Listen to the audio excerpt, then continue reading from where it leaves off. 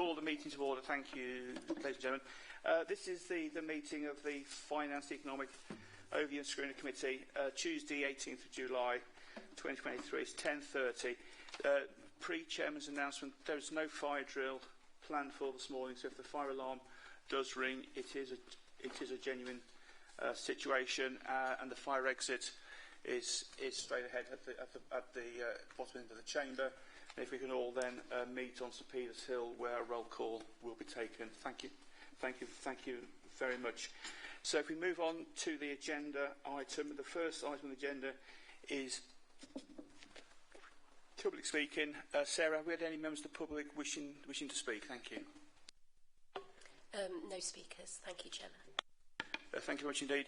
Next item on the agenda is apologies for absence. Sarah? Thank you, Chairman. Apologies have been received from Councillor Lee Steptoe and Councillor Murray Turner. I have Councillor Morgan as substituting. Yes, yes. Thanks, Sarah. Councillor Morgan will be hopefully substituting for Councillor Steptoe. Councillor Harrison.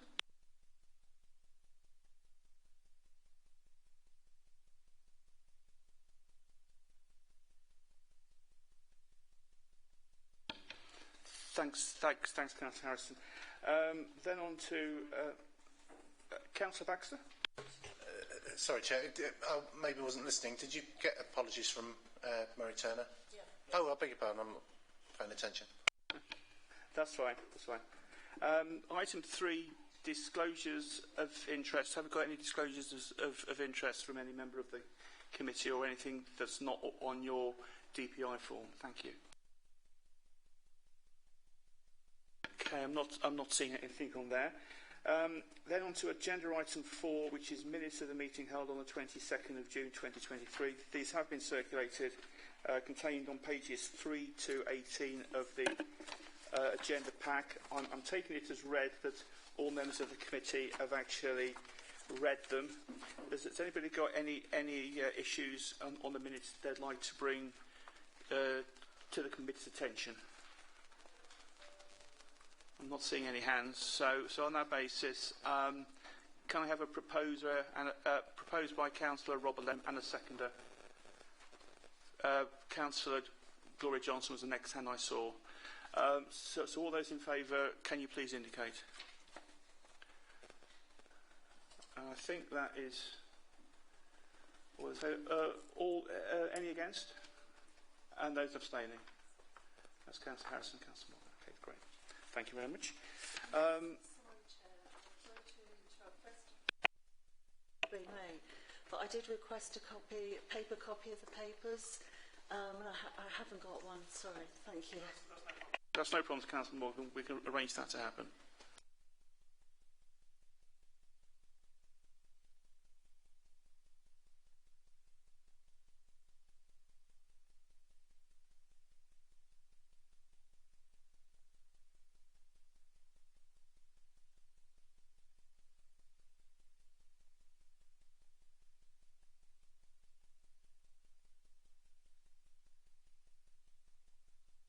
Okay, move on to agenda item 5 now, which is update from the previous meeting, which is the agenda item 5 on page 19 of the pack.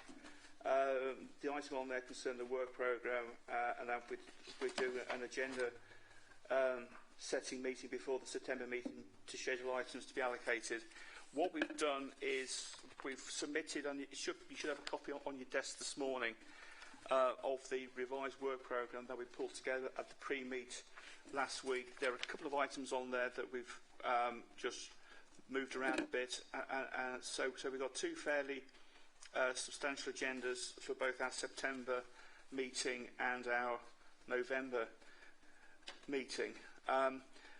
There are some items which occur on a regular basis, such as the budget monitoring reports.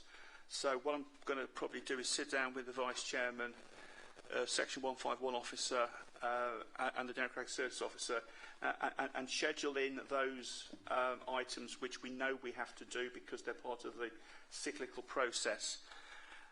and then look to see what items that need to be scheduled in, so we can try to get some balanced agendas, because I wouldn't want to have meetings where one meeting we've got a very light agenda and then the next meeting where we've got a substantial agenda, because we need to give reasonably good time to consider everything. So if everybody's happy with that.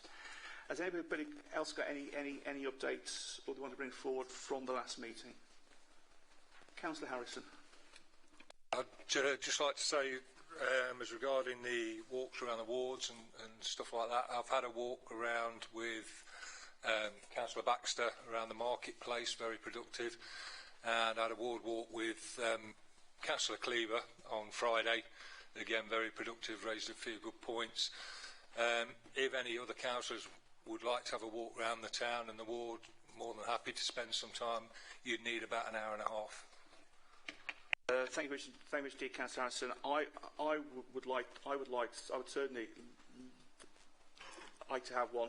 Unfortunately, the last month I've had a really nasty cold and chest infection, so I've not been really feeling up to it. But certainly, I would like to take you up on that opportunity. So, if any other members of the committee would like to do that, it would make sense, I think, or even non-members of the committee would like to do it.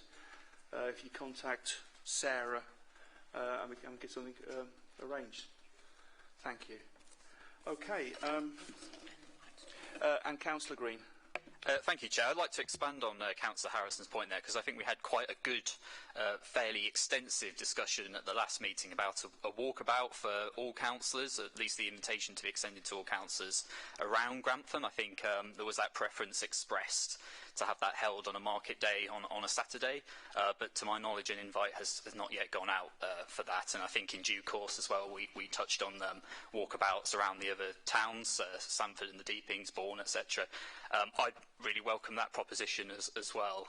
So I think just to seek some sort of clarity really on when we might expect that invitation to arrive, and when tentatively we could be looking at least the Grantham one on a market day on Saturday. Thank you. Thanks, that's great. I think that's actually a good idea. I'm just wondering potentially if I'm guessing that with the summer coming up, it might be people being on holiday. I'm just thinking, just looking at Councillor Harrison, if we could maybe get something set up, perhaps early September, whenever he's back from holiday. Because the last thing we want is to sort of arrange something in August and then find that half the people interested are on holiday. So maybe. I'll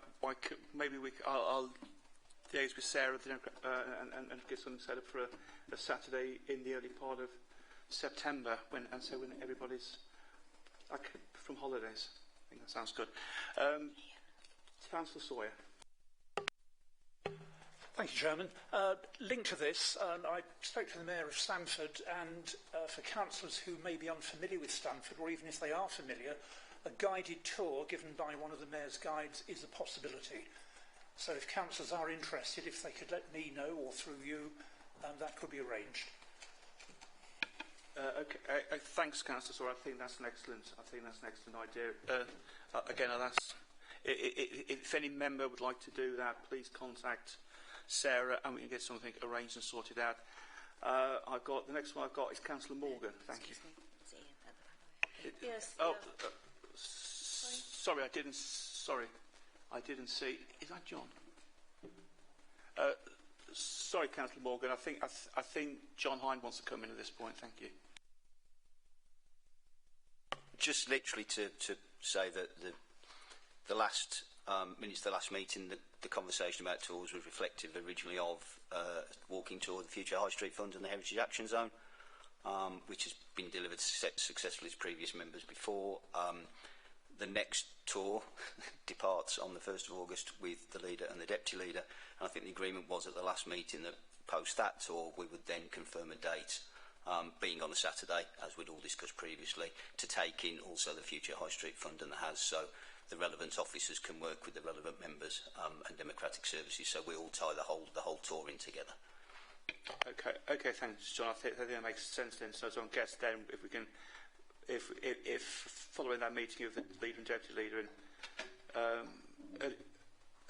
John, if we could then get something lined up for the early part of September, that'd be great. Councillor Morgan. Yes, thank you. Yes, it's just a reminder that, of course, Grantham High Street doesn't end here at the edge of the ward, that actually it continues on London Road up towards Sainsbury's, and in fact the Victorian Parade of Shops is very important according to the Victorian Society. Certainly it's actually part of the town centre conservation area, very neglected. I think it's really important that we do include that area as well. Grantham historically has a medieval pattern. It didn't just form around the market square. It actually was following the Great North Road. So in fact we'd be missing quite a key part of the town if we don't also do the London Road stretch. If I could put that request in, and I'll be happy to talk to anybody or show anyone that area as well. Thank you.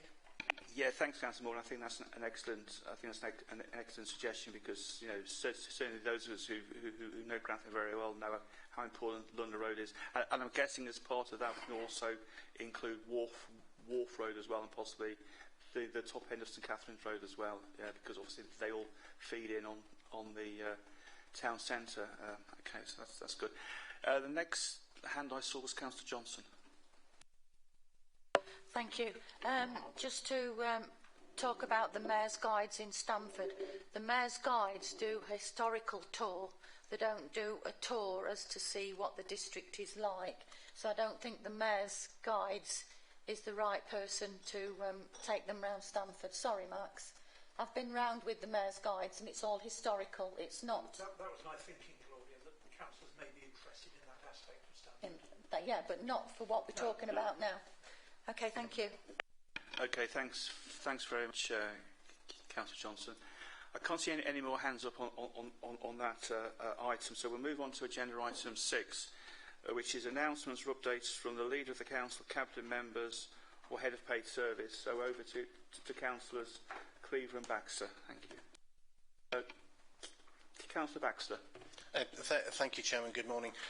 Don't have very much to announce under this agenda item other than to thank Councillor Harrison for taking me around the market. I would encourage, I dare say you might be invited, but I would encourage Councillor Green to speak to Councillor Harrison or indeed any of the Grantham councillors to find out more. But Tim seems to know everybody on the market, both trader and customer, and so and people are the traders seem to be able to speak to him quite frankly. So you can find out a lot about the market from following Councillor Harrison. I've also, as Richard is fed up of me saying, I've also spent some time on the looking at the way we collect refuse. We've got the depot meeting next week, so I don't need to say anything about that at this point.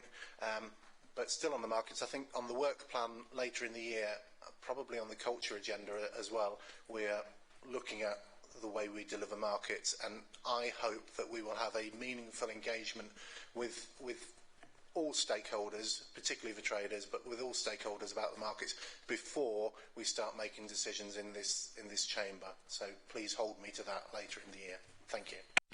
Yeah, thanks, Councillor Baxter. That's one reason why on the work programme, because we were going to have an update on markets in September, but that would happen at the same time as the culture meeting, so we thought it best to perhaps move this item on our work programme from September to November to allow the Culture Committee to have a look at it first. So thank you very much for that.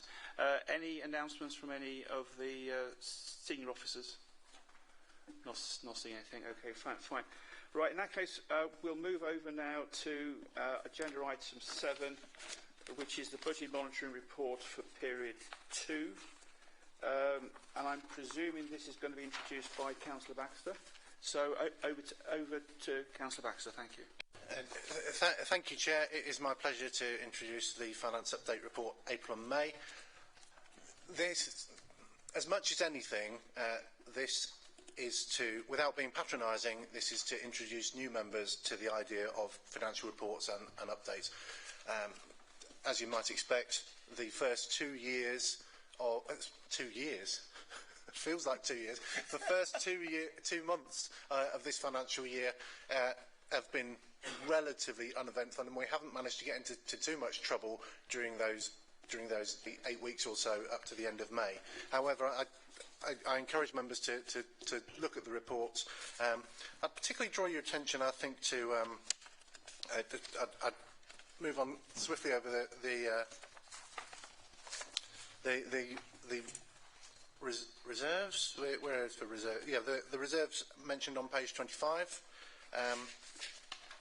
I'm sure that meaningful business cases have been presented for all expenditure that's been taken out of these reserves.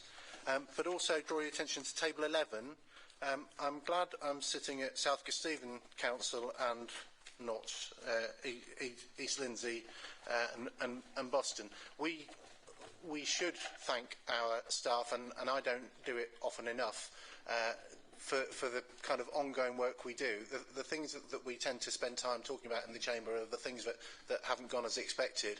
There's an awful lot of everyday work, including council tax collection, that just happens as if by magic. And in case it doesn't get the credit it deserves, I'd like to say thank you for the staff that make all this unnoteworthy. At the end of the Northamptonshire Council demise, it was said in the inquiry as to what went wrong. Councils need to do boring things well, and I think that we do that pretty well. Present company accepted, of course. So, I would invite any questions. Yes, thanks, Councillor Bashir. I think I'd like to echo those comments as well. If you look at that council tax collection rate on table 10, to be placed 25th out of 309 local authorities is a really good achievement. I know our collection rate on the business rate is 127, but I am aware of the specific issues around that, which I think Claire will be giving an update on at some point during this meeting, unless you want to talk on it now, Claire, first. Thank you. Thank you, Chairman, and thank you, Councillor Baxter, for those words. It's very much appreciated. As Councillor Baxter has advised, the collection is for business rates and council tax for the end of last financial year. I think also to point out that not only is South Kesteven second in the collection for council tax, we also have the highest amount to collect out of the counties. It's £94 million, which is also a significant amount. With regards to business rates, we have had some significant impacts in business rates, and also collection has been impacted by those, particularly with regards to COVID and the energy impacts. The reliefs that have been awarded during these years have been very different, so it has made it impossible for us to compare year on year collection rates.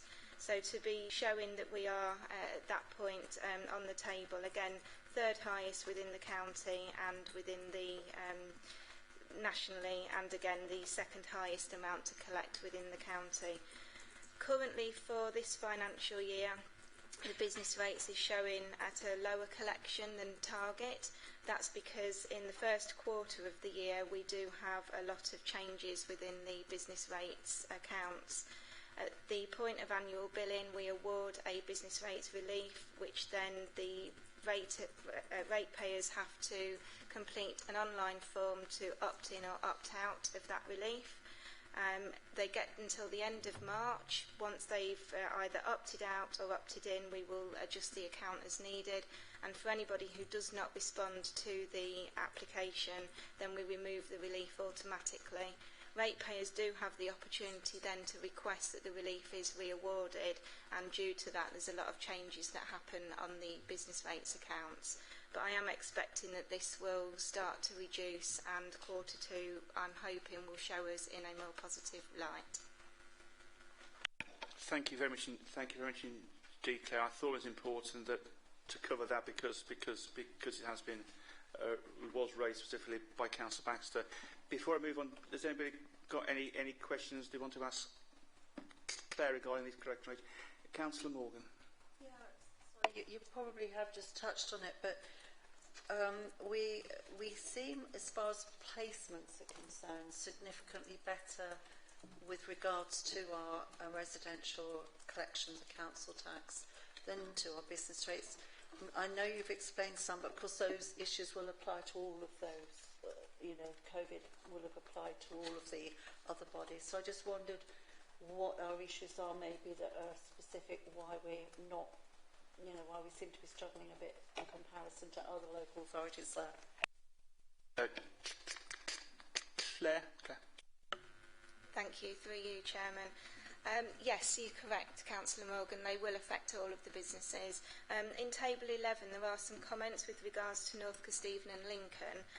Their collection rate is heavily impacted by the 2 RAF bases that they have within their district, and those bases do pay 100% of the business rates within the year.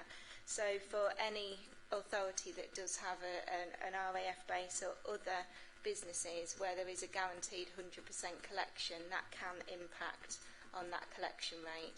I can't say for definite if they didn't have the RAF base whether they would or wouldn't be first and second, but it does certainly have that impact. Thanks, Claire. Right, I believe now that Richard Wiles wants to talk on the report in general. Thank you.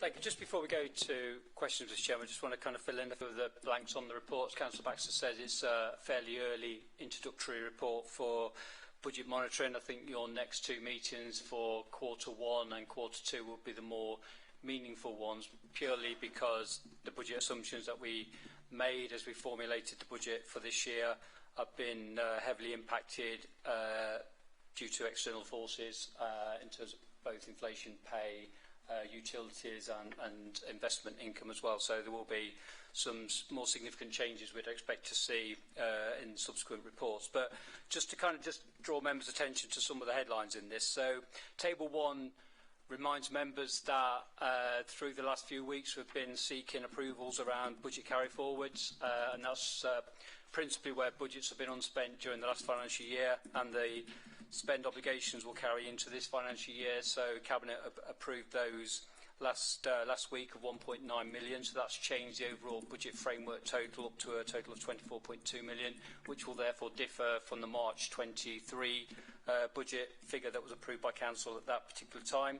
In Table 2, members will see on the investment income line significant increase in investment income.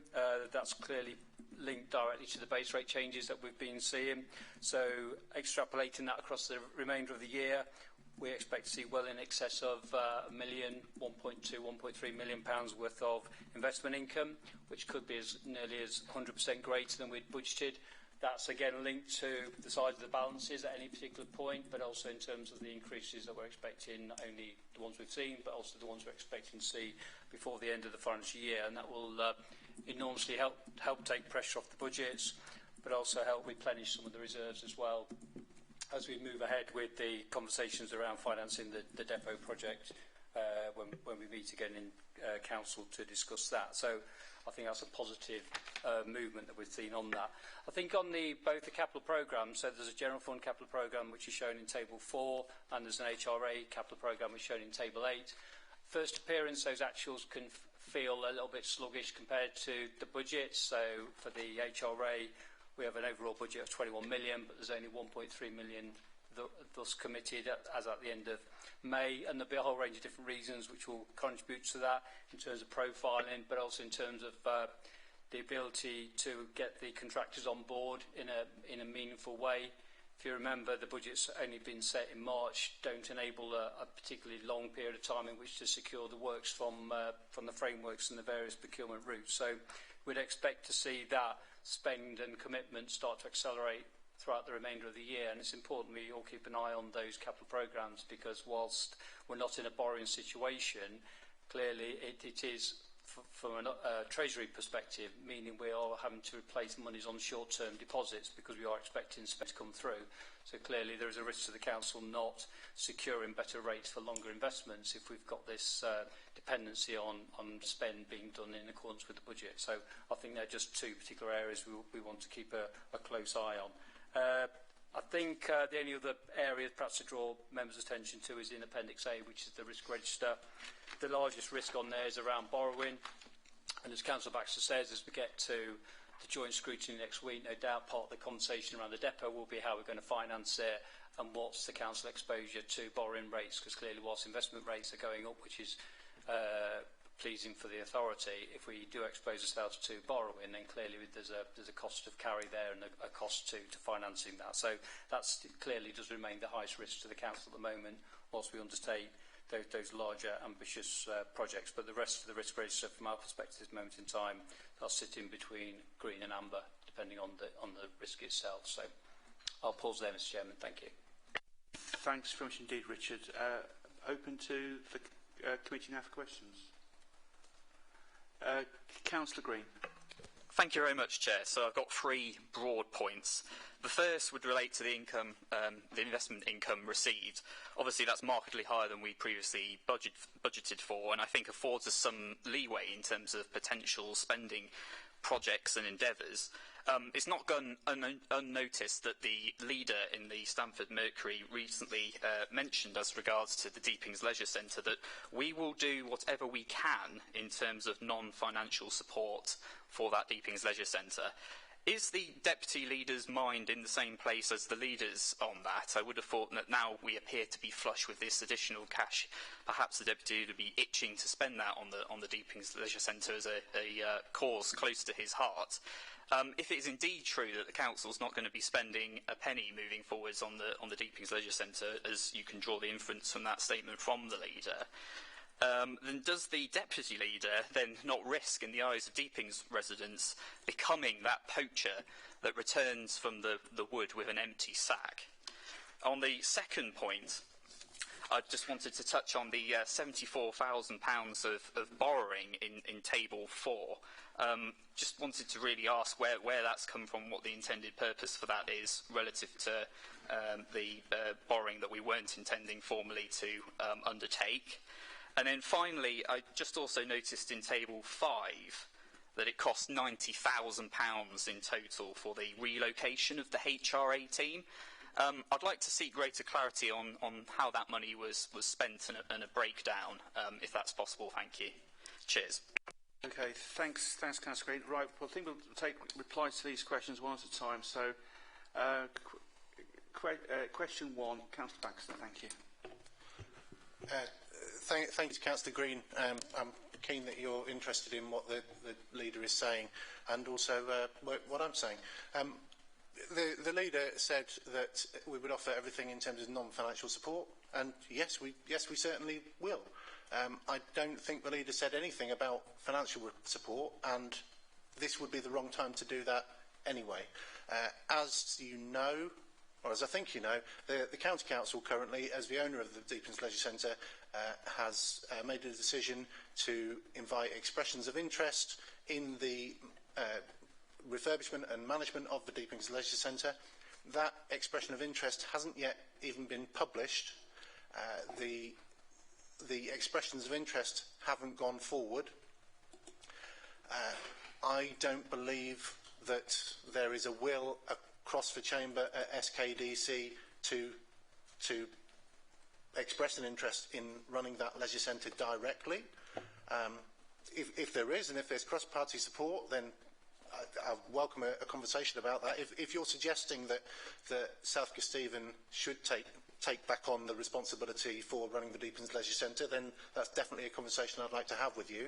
However, it's more likely that either a community group or a leisure organisation or some other third party will express an interest, and at that point the county will work out how it's going to operate with that third party.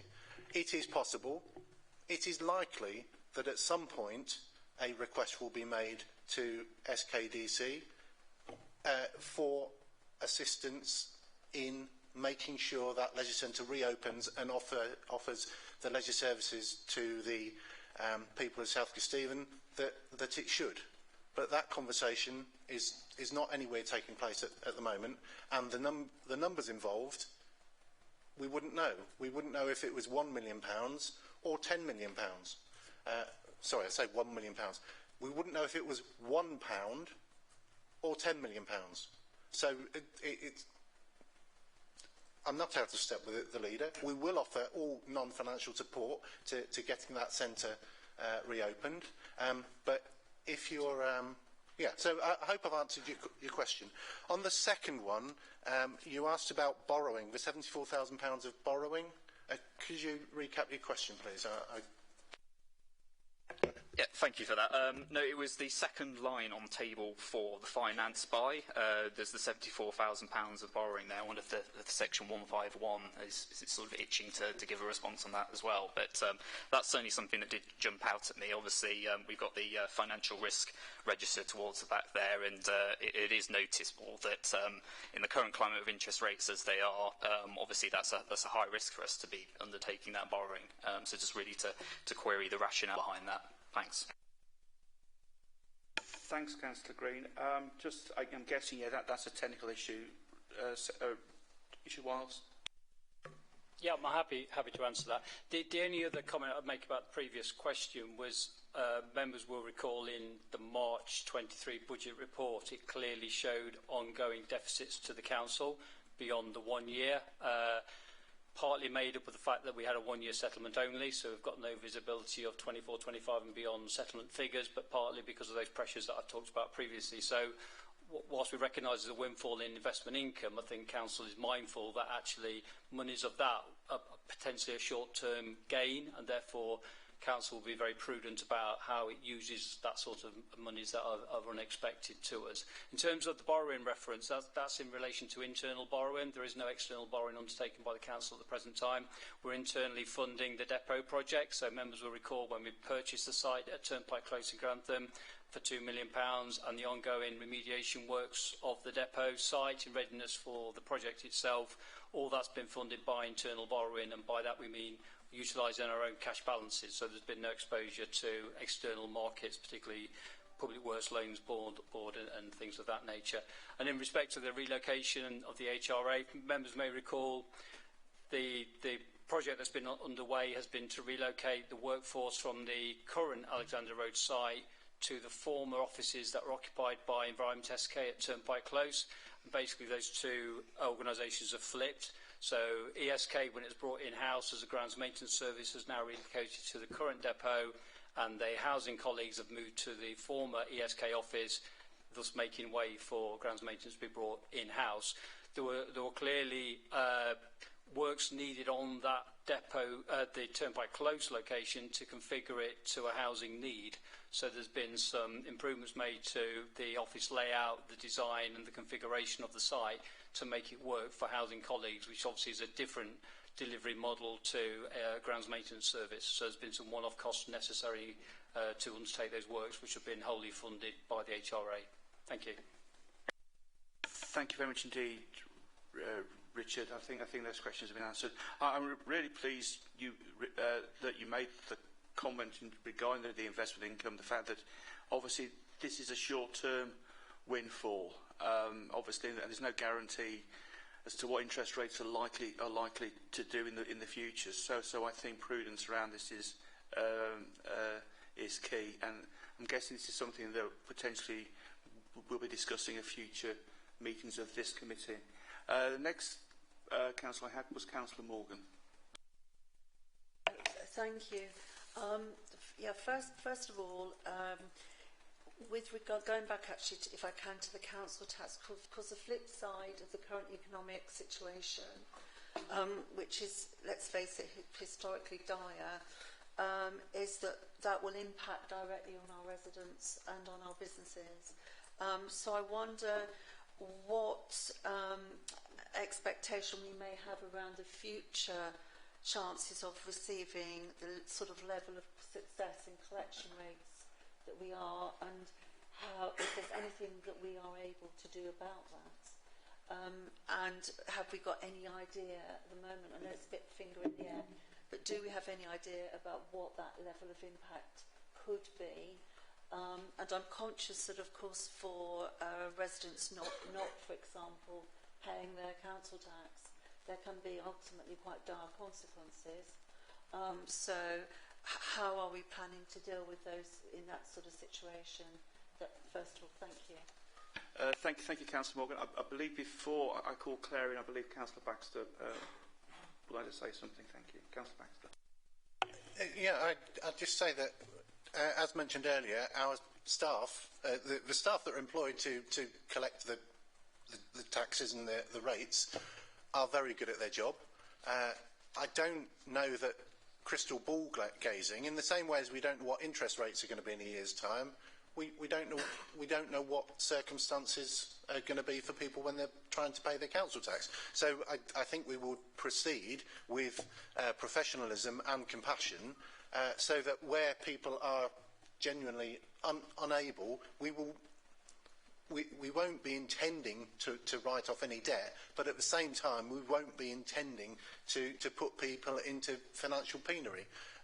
So I don't know what else we can offer other than we will continue to proceed with professionalism and compassion to collect the rents and the rates that are due to us.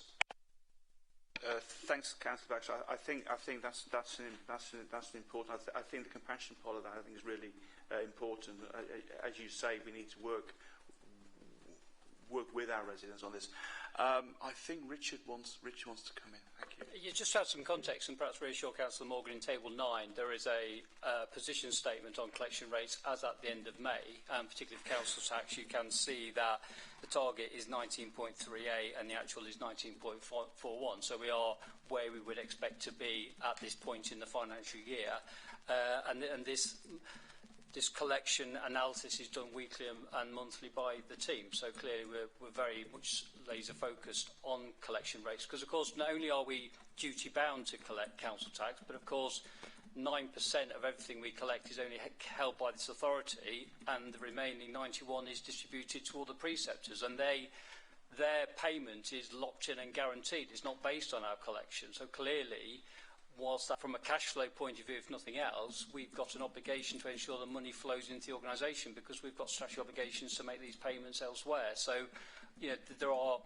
there is close analysis on this, and accepting the compassionate element to this as well. But clearly, that's hopefully the next agenda item will give some more comfort that there is support out there for those customers that are struggling and finding it hard to meet their financial statutory commitments. But clearly, we do have an obligation to collect council tax. Thank you.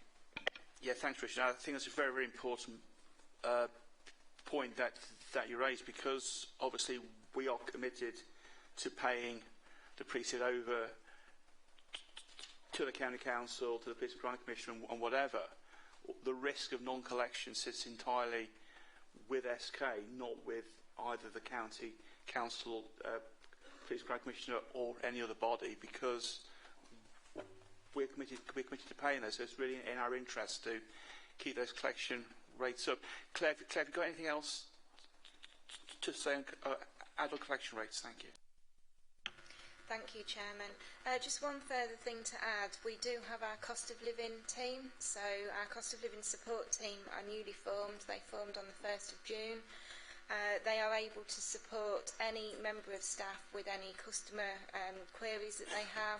We have set up an internal referral process so that teams can refer in to cost of living. The team are also managing the Household Support Fund, which we hope to launch within the next couple of weeks. And they are also part of the Armed Forces support as well for our veterans. So they are able to support all residents across the district.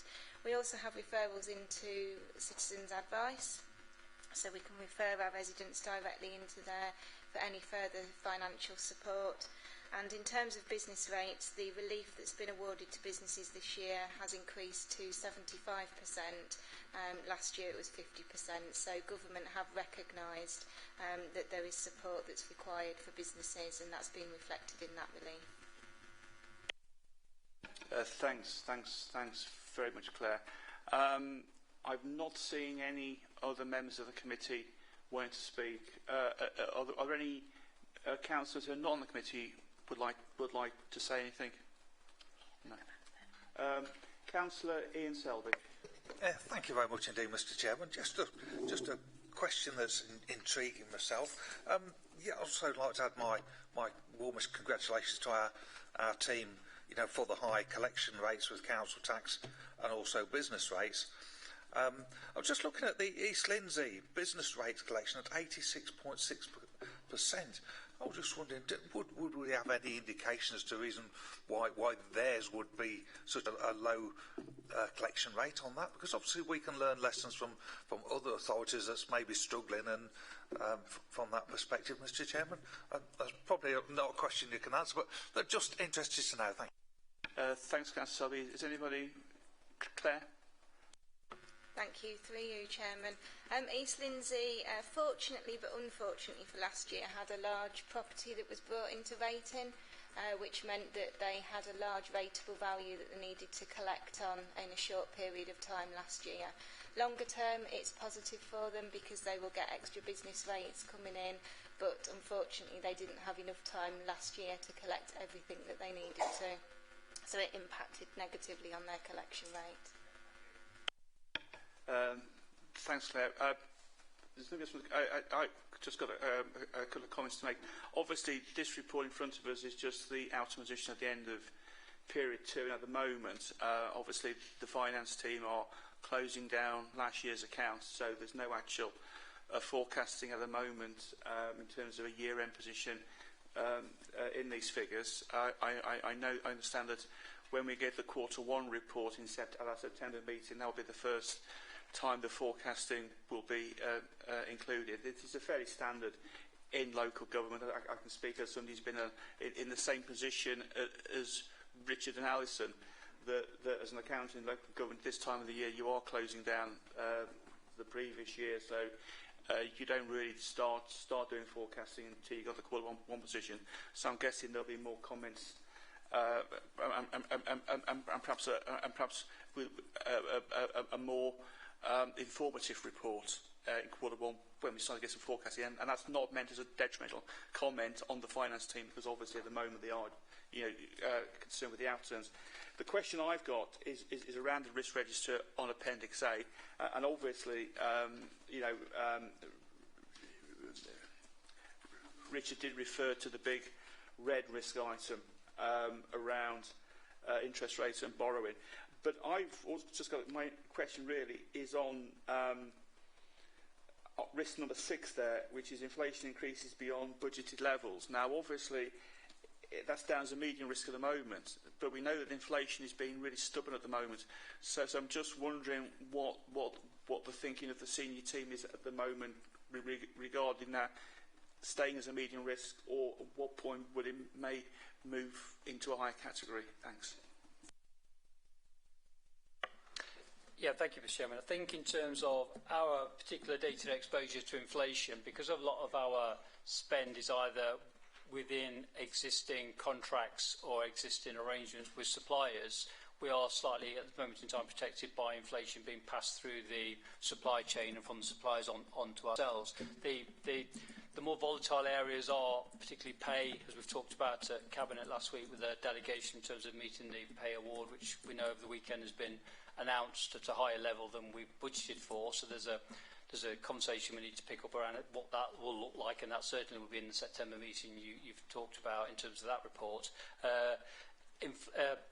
Fuel has come down significantly from our budget assumptions, as you've mentioned previously, in terms of the assumptions we've built in and what's coming to pass. And utilities for gas and electric has come down as well. So I think we're expecting to see, whilst there will be some more pressures in the system, inflation related, we're confident at this point in time there will be more than offset by the positive movements on some of those bigger expenditure lines. So I think the direction of travel overall from a finance point of view is a positive one, notwithstanding that inflation, as you say, is proving to be quite sticky at the 8.7%. But our day-to-day exposure on that is currently quite limited. I think once we start to go out to the market again on contracts, probably more on the capital side actually than the revenue side, we probably will need to brace ourselves for either having to deliver less for the same money, or we'll need to seek some monies to put more spend in the system to meet the outcomes that we've set ourselves. Thank you. Okay, thanks, Richard. That's Councillor got a hand up, but beforehand, I just wanted to see if my Vice Chairman's got any comments or questions. Okay, thanks so much, Steve. Councillor Morgan. Thank you. I thought that the comments made by Richard Wells earlier in response to my query were very interesting. In particular, it highlighted the fact that as a local authority we are the collecting body, but we have commitments to hand money over to other parties.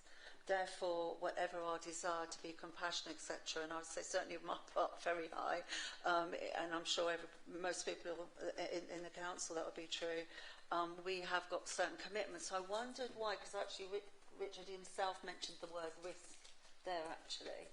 Why that's not on the risk register? Is it because it's such a business as usual matter that we don't deem that to be particularly important risk, or just wondered? Thanks, Councillor Morgan. That's a very interesting question. Richard? In terms of how, in reality, it will work, there's something called the collection fund, which is ultimately all the losses of non-collection are shared by all those preceptors. So the point I was making was, in real time, we are obligated to make the same precept payment to the County Council, to the Police Crime Commissioner, irrespective of our collection at that particular point. But once we've reconciled the collection fund, which is where all the council tax receipts will go into at the end of the year, we will then allocate and distribute any surpluses or deficits on that collection fund to those precepting authorities. So ultimately, once the system winds its way through, those precepting authorities will have the consequence of our collection rates not being at 100%. So those losses will be shared, but in the moment of a financial year, it's the cash flow reference I mentioned, which is irrespective of how much we collect, we need to pay 100% out. Thank you very much. That's really interesting. Thank you. Thanks, Councillor Morgan, and thanks, Richard. I think it was a very good question, actually, and thank you, Richard, for your answer. I see nobody else wanting to raise any questions, so we can move on to the recommendation, which is that the Finance and Economic Overview and Scrutiny Committee review the actual 23-24 position for the General Fund and HRA revenue and capital budgets at the end of May 2023, and identify any areas that require further action or investigation, which I think we've highlighted some of those through our discussions, and they would have been noted. Do I have a proposer for this recommendation? Councillor Harrison, and have I got a seconder? Councillor Sawyer. So I saw Councillor Sawyer. So all those in favour, can you please indicate? I think that's unanimous, but I'll go any against. I think that was unanimous, wasn't it? Yeah, that's fine. That's unanimous. Thank you. Thank you very much indeed, members. We move on now to agenda item 8, which is the local council tax support scheme for 24-25. I believe Councillor Baxter is going to introduce this. Thank you, Chair. Yes, here is some of the discretionary compassion that we have.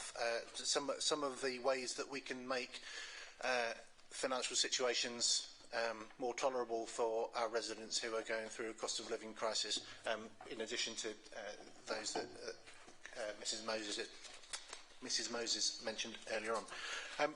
You will see that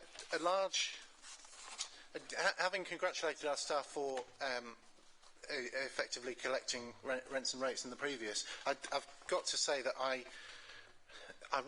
the staff really have my sympathy in terms of managing the local council tax support scheme because of the universal credit situation, which is complicated matters.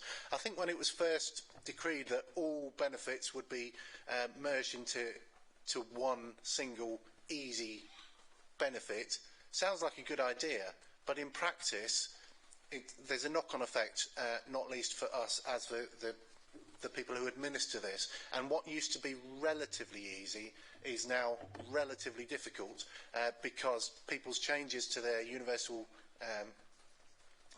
credit, when they inform us of a change to their circumstance, it has to go through another loop before we're able to reconcile their income. So I'm looking for nods, but that's part of where the trouble is. Part of the trouble is that the universal credit system has had the knock-on effect of making it more complicated for us to administer relief for council tax. I would draw your attention also, other than saying that this is a good scheme, I'd draw your attention to the consultation bits at the end in Appendix 3, and I suspect, Chair, that this is where a lot of your debate is going to be around. I particularly draw your attention to page 48 regarding the 100% disregard of war disablement and war widows pension that we currently do, we propose to carry on doing, subject to the feedback from the consultation. But also, option 6, as you know, in the pre-meeting, this was quite contentious, and without telling you how to do your job, I'd almost treat this as a separate conversation in order to deal with the rest of the report before you deal with this one. Currently, we have a scheme to, I suppose, reward or encourage special constables who put themselves in harm's way on a regular basis as volunteers. And it was some years ago that this authority said, even though the PCC is not prepared to make this arrangement, that we as an individual local authority would make an arrangement that gave a slight financial benefit to people who are special constables within South Kesteven. And special constables, I can't find any evidence that special constables are paid other than out-of-pocket expenses, mileage, and kind of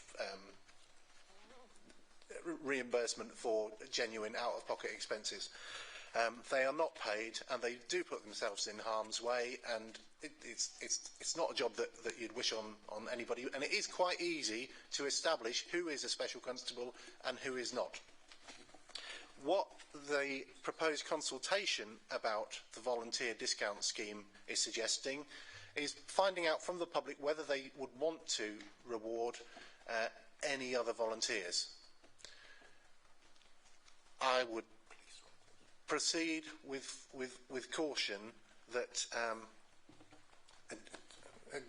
the leader's just saying that this is police volunteers, but if you reward all police volunteers, then there is a question around all other volunteers, people who work at homeless shelters, people who work in charity shops, people who put themselves in harm's way in other ways, street pastors, people who work for the church, people who work for the community centre, the man that opens the parish hall for you, Duke of Edinburgh volunteers and so on. So, in my opinion, that way leads chaos. I think that certainly there is a strong case for considering special constables as a separate case, and perhaps police volunteers as a separate case, but beyond that it's difficult. People, I think in previous debates, people have mentioned volunteer firefighters, which queers the picture even more, because volunteer firefighters they're not volunteers, they are retained firefighters and do get paid, basically. So I'm just addressing this head on at the start to say this isn't a hidden agenda or anything else. I think if anything, I would proceed with caution. But obviously it's in here. I think at the leader's request that we look at the way we do this and reconsider it. So your thoughts are welcome as a committee on the substantive issue, and also to what extent we go out to consult with the public. I've gone on too long. I beg your pardon, Chair. That's fine, Councillor Baxter, that's fine. Myself and the Vice Chair of the Premier, we did speak with Claire. This is a scheme that sort of comes before this committee every year. So I think I just asked Claire to give an outline of the scheme and how it works. This is partly an introduction, it's also part of a little bit of a training exercise as well for the new members of the committee. So over to Claire, thank you. Thank you, Chairman. So council tax benefit was abolished in April 2013 and replaced with council tax support, and each year that means that we come to committee to consult on our potential council tax support scheme for the future year. There is then a requirement to go out to public consultation. It isn't defined how that consultation has taken place. We have varied over the years, so we've written to everybody in receipt of council tax support. We've given them a link on our website, and also the opportunity to complete a physical form if they don't have access to the internet. Last year we realised that the number of responses that we were receiving through the applications being issued was very low, so we undertook a social media consultation. We can do that again this year, or we can issue letters to everybody that's in receipt of council tax support. The requirement of the consultation is set in legislation, and it requires us to advise what our current scheme is and also provide details of any proposals to the future scheme. We are required to set our future scheme by the 31st of January each year, ready for the future financial year. I think one of the important things to be aware of is that South Stevens Council Tax Support Scheme is very generous. So I haven't included this time around a comparison of the other district schemes in the county, but I am happy to provide it after this meeting and also in the report that comes back to the committee later on in the year. But just for reference, the main thing that's across all schemes is the maximum award as to how much somebody can receive. So this affects working age customers only. Our maximum award is 80%, so they can get up to 80% of their council tax liability. The other authorities range from 75%, which is at Boston, to 100% at City of Lincoln. Some of the factors that influence this is the number of working age customers that those authorities have, and also the other areas that their scheme include. So although City of Lincoln have 100% award, they also have a banding cap, which means that anybody that is in a band B or higher will have their award capped at the level of a band A charge. Now, notwithstanding the fact that Lincoln do have a significant number of band A properties, it does also show that there is another cap within their scheme, albeit not the 100% cap, or like the 80% cap that we have. One of the schemes also includes changes to capital, so they have a cap on capital limit of £6,000. Other schemes also have banding caps, either at a band D or a band E, and there's also a different assessment for self-employed customers. So for the first year, self-employed customers are assessed on 16 hours at minimum wage and not based on their actual employment. So I do feel that our scheme is a very generous, and it's also a very simple scheme as well, which makes it easier for our staff but also for our residents. And also the fact that our scheme hasn't changed at all is also helpful, because it means that when somebody is applying for council tax support, they know which scheme it is that they're applying for and which rules will be given to that scheme. In addition to that information, as I said, and as Councillor Baxter advised in his introduction, the areas for public consultation are in Appendix 3. Quite rightly, there was highlighted option 2, which is the disregard for the war pension and the war compensation payments.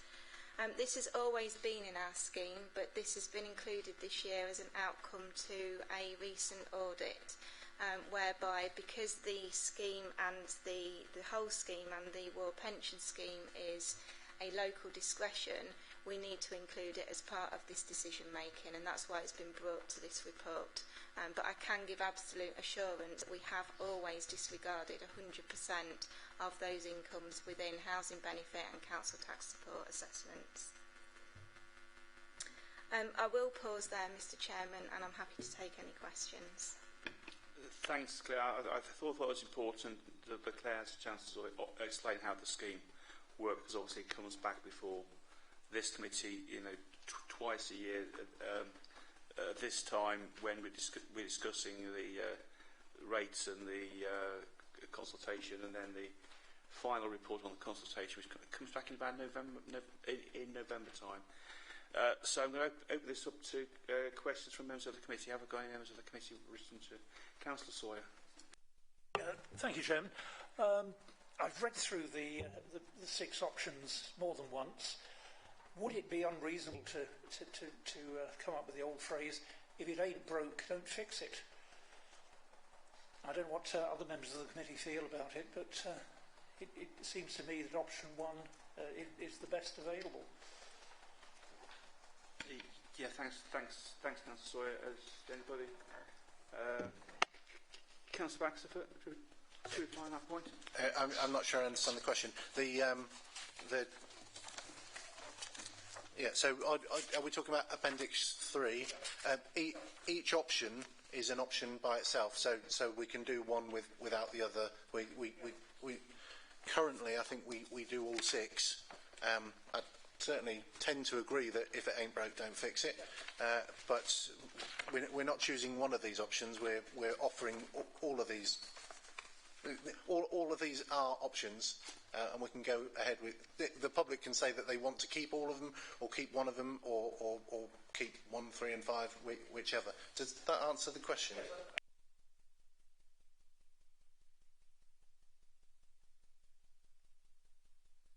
Which page are you on?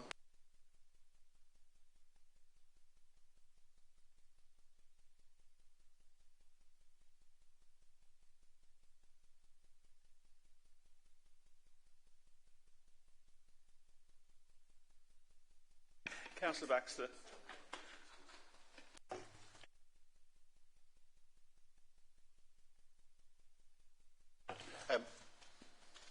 If I understand what you've said now, I tend to agree. Thanks, Councillor. Yeah, I think the important thing to remain is that these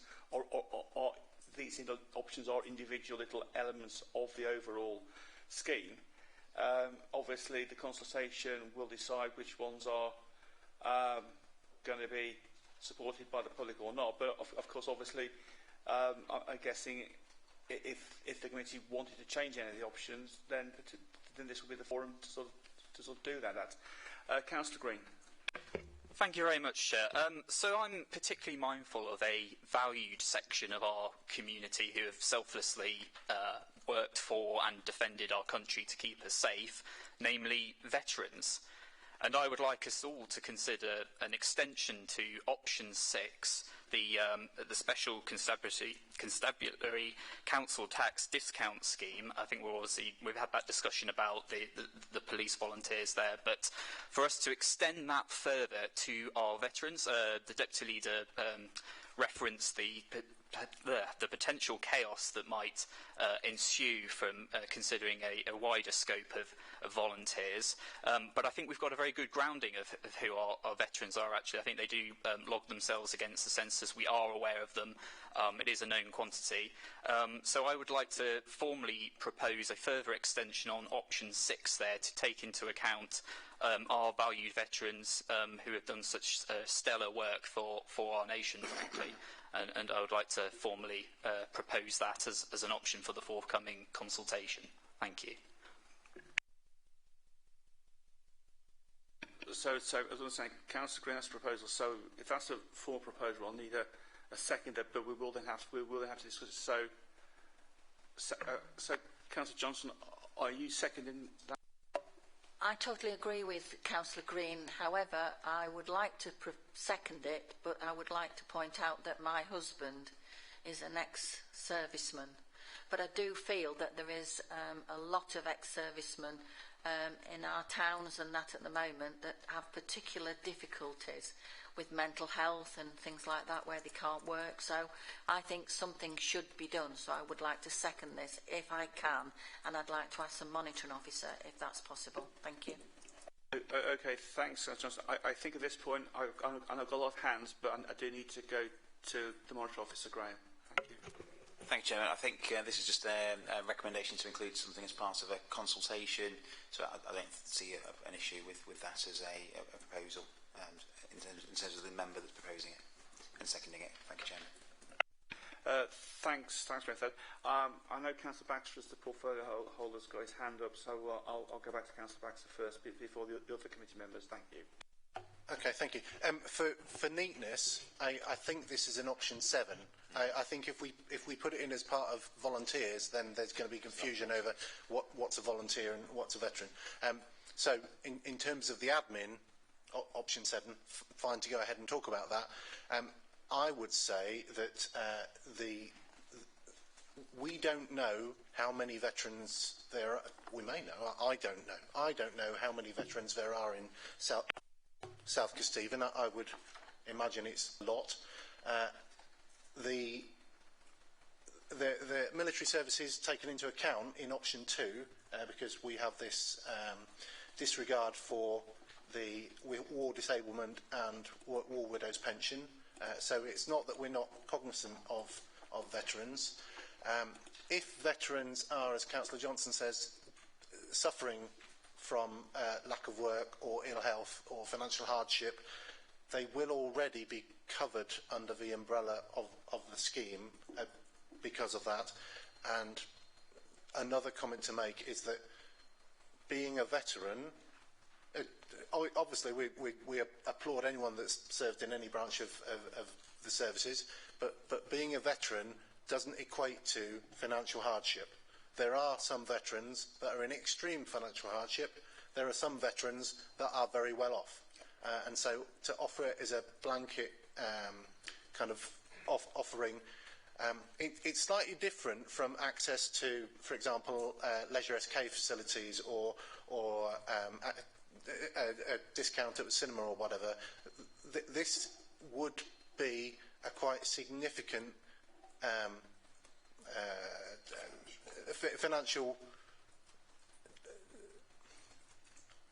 There would be a significant financial consequence to the council if we were to go ahead and say that anybody that has served in any branch of the UK military, I assume it's UK military, would be entitled to a council tax discount. So proceed with caution.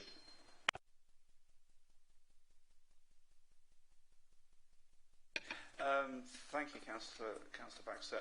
I've got Councillor Morgan next. Thank you. This might reflect what Councillor Baxter's saying.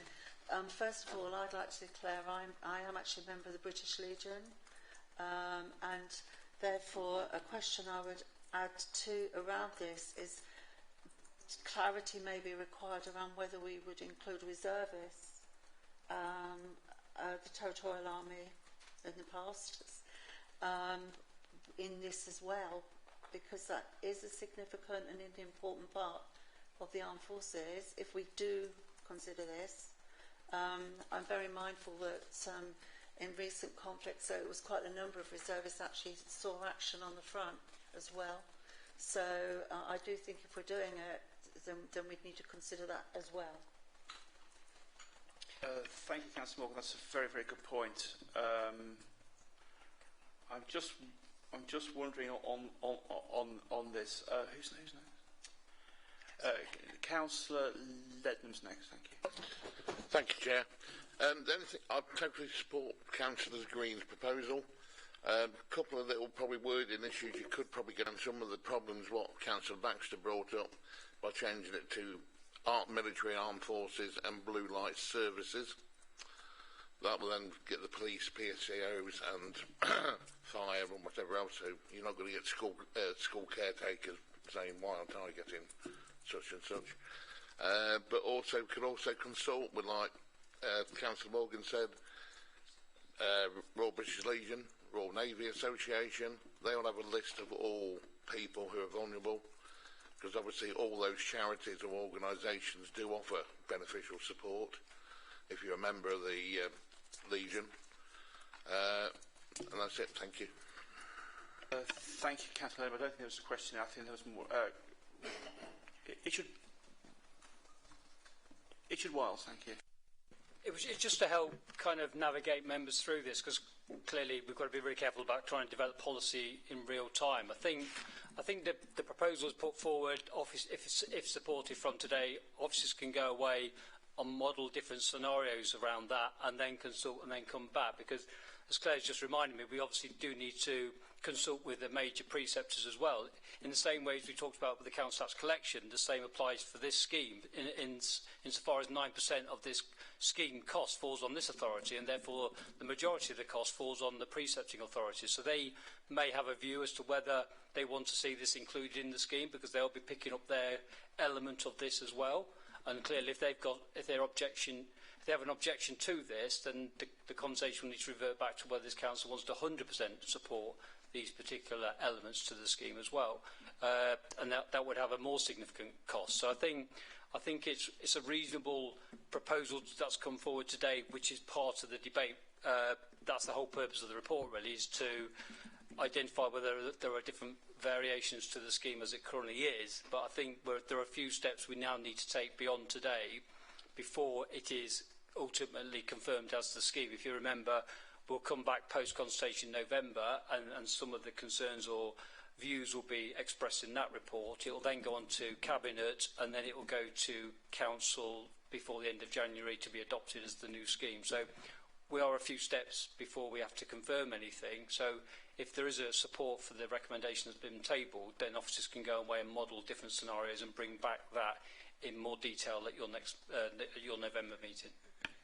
Thanks, Richard. I think that's very, very useful, actually, because I think that so that means if we do take a vote on Councillor Green's motion, which I think I agree with Councillor Baxter should be an option 7.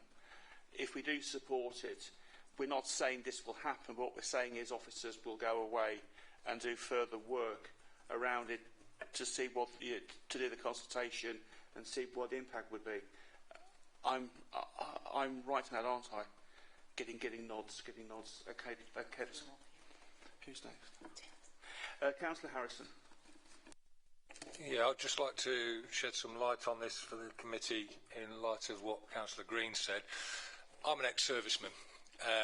Anybody who took the country's shilling, even if they worked for one day, are an ex-serviceman and are listed as veterans. A lot of people mistake the term veteran with active service. I never did any active service, but I'm still listed as a veteran. So you would then be opening this up to everybody who had done even one day's service. While I agree totally that people who've done active service, people who have risked everything, possibly need some sort of recompense, it does need to be tailored if that's the case. Thanks, Councillor. I think make a very good point on that. Who's next? Back to Councillor Green. Thank you. Thank you for that, Chair. I think it was really to shine a light on the definition of what a veteran is. I think we've had some debate about the vagaries of that. Obviously, there's, as far as I'm aware, a clear census definition of that term, and I think in our considerations, that is what we should run with. Ultimately, I would like to see this, I think, codified in a definite option in and of itself, option 7, and for the public to have their say and to steer us. I think that would be a really valuable opportunity. Really just like to push it out to the public and canvass and solicit their opinion on where to go with this. But I think we should afford them that opportunity. Thank you. Thanks, Councillor Green. Councillor Sawyer. Thank you, Chairman.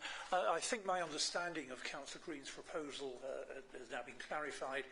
This, at the moment, is purely a matter for discussion. It's not a matter for any decision. So I think perhaps one or two felt a decision was in the offing, which is far from the case. I think that's correct. I think that's correct, Councillor Sawyer. This will become a separate option. Option 7, which will go out of consultation, and no doubt, I'm guessing the officers will want to do a fairly substantial piece of work around this to work out what the cost of the council was likely to be, because I'm guessing it could be quite a substantial figure. Councillor Morgan. Yeah, thank you. First of all, I believe a potential further amendment or addition was added, which is quite significant, and that was the proposal to add blue light services. And I've got to be careful now, because my husband is a prison officer. That is a blue light service, and I myself have served 5 years in the prison service. I am aware there is a great deal of need there, but I may also at this point have a pecuniary interest. So in which case I may have to leave the room if we're going to debate that. But I do think an additional amendment in effect has been added, and it's a significant number of people in our area do fall under that. So I can discuss option 7, but I may well have to leave if that becomes option 8. So if we go on to discuss that, a slight dilemma there. Thanks, Councillor Morgan. Councillor Lennon made that suggestion, but I don't believe it was seconded. So I don't know if that's going to be a formal amendment or not. Councillor Lennon. Basically, I was trying.